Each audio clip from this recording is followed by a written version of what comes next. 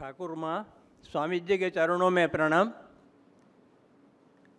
आज के इस सेशंस के अध्यक्ष परम पूज्य विष्णुपादानंद जी महाराज, उपस्थित अन्य सन्यासी वृंद, माताजी वृंद और मेरे प्यारे चैतन्यमयी आत्माएं, बड़ी खुशी की बात है कि भाव प्रचार परिषद का कन्वेंशन जो सुबह से चल रहा है उसमें मुझे कुछ फीडबैक देने का मौका दिया गया है। उसके लिए मैं रामकृष्ण मिशन और भाव प्रचार परिषद का एहसानमंद हूँ। आनंद की एक और बात भी है कि इस कन्वेंशन में रामकृष्ण मिशन की 125वीं सालगिरह की स्मृति में मनाया जा रहा है। मिशन के जिन स्वामी जियों के मन में यह विचार उठा और जिन्होंने उसे साकार किया, उन सबको कोटि कोटि प्रणाम। इस कन्वेंशन में उपस्थित होने के लिए आप दूर दूर से आए हैं, आपको भी हृदय से नमस्कार नमस्कार नमस्कार।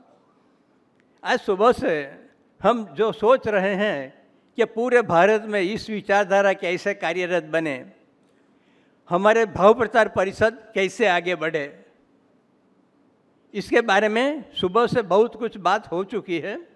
हम बहुत कुछ कर रहे हैं, फिर भी आगे बहुत कुछ करना बाकी है। क्या करना चाहिए? हमारे देश में स्वाध्याय परिवार के प्रणेता पांडुरंग शास्त्री जी गीता जी को उठाकर भक्ति फेरी शुरू की, जिसमें व्यक्ति व्यक्ति का संपर्क किया। प्रयोग बहुत सफल हुआ। प्रजापिता ब्रह्मा कुमारी इस विश्वविद्यालय के बहनों ने और भाइयों ने बहुत कुछ काम किया है। स्वामीनारायण संप्रदाय और गायत्री परिवार के लोग भी इस दिशा में बहुत कुछ काम कर रहे हैं, वो सराहनीय है। तो हमें उससे भी कुछ लेना चाहिए और ये हमारे भाव प्रचार परिषद को आगे ले जाना चाहिए। मुझे जो हम सबको नीचे आयाम जो हम सबको नए आयाम की ओर ले जाने के लिए प्रेरित करते हैं। 1997 में रामकृष्ण मिशन की शताब्दी वर्ष के उपलक्ष्य में यहाँ जो कन्वेंशन हुआ था, तब हमारे गुजरात के सेवा रूरल के प्रधान ट्रस्टी एवं पद्मश्री अवार्ड विजेता श्रीमती लताबेन देसाई ने बताया था कि हमारे अलावा और संप्रदाय कैसे आगे बढ़ रहे हैं, उसका जानना चाहिए, समझना चाहिए और कार्यान्वित होना चाहिए। लता बहन की इस बात मैं फिर से आज दोहराता हूँ।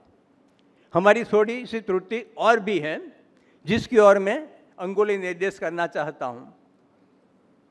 हमारे प्यारे माताजी ठाकुर और स्वामी जी के अंतर में जैसा भाव था, जिसका हृदय प्रेम से भरा हुआ था, जो आनंद से वो लोग बात करते थे,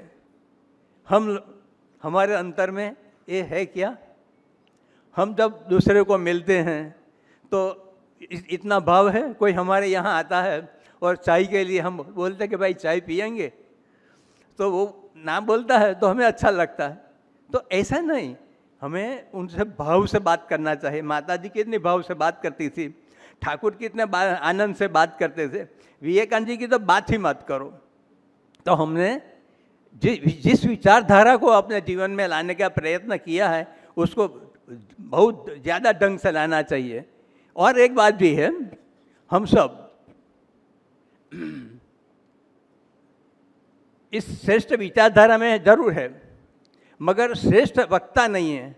हमें जो बोलना है वो बोल नहीं सकते। सुबह से हम देख रहे हैं कि हमें जो कहना है वो कह नहीं सकते। ऐसा क्यों?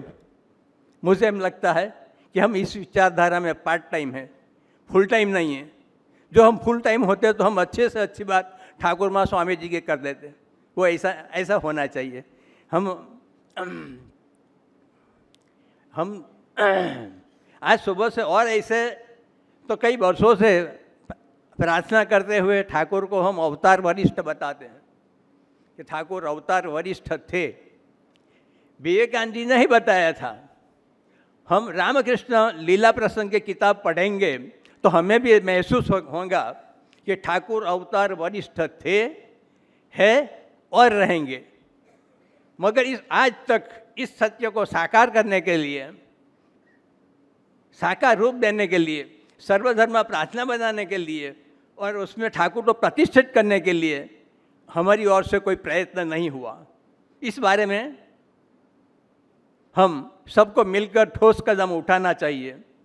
दूसरी एक महत्वपूर्ण बात मैं बताता हूँ, जैसे भगवत कथा होती है उसी तरह रामायण कथा होती है, महाभारत कथा होती है, उसी तरह रामकृष्ण कथा नहीं होती।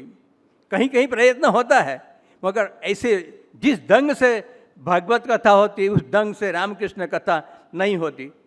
उसके बारे में हमें सोचना चाहिए। हम सबको मॉडर्न साइंस और टेक्नोलॉजी को अपने कार्य में बढ़ाना चाहिए।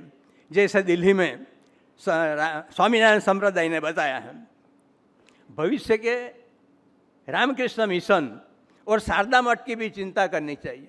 अभी क्या है, हम 6 भाई बहन थे, मेरे 3 बच्चे थे और मेरे लड़के का एक ही लड़का है। सब घर में ऐसा है कि सब घर में एक ही लड़का एक ही लड़की है। भविष्य का रामकृष्ण मिशन और शारदा मिशन का क्या होगा? मुझे ऐसा लगता है कि हमें युवाओं को संगठित करना चाहिए। हम लाइब्रेरी चलाते हैं, 24 आवर्स लाइब्रेरी चलती है। गांव है, हमारा तो गांव है, तो 200 से 300 विद्यार्थी दररोज आते हैं और दररोज प्रार्थना में ठाकुर माँ स्वामी जी की बात करते हैं। ऐसा करेंगे तो हमारे यहाँ जो स्वामी जी माता जी की भविष्य में कमी नहीं होगी। मैं इतना करके मेरा वक्तव्य विराम देता हूँ। Thank you all.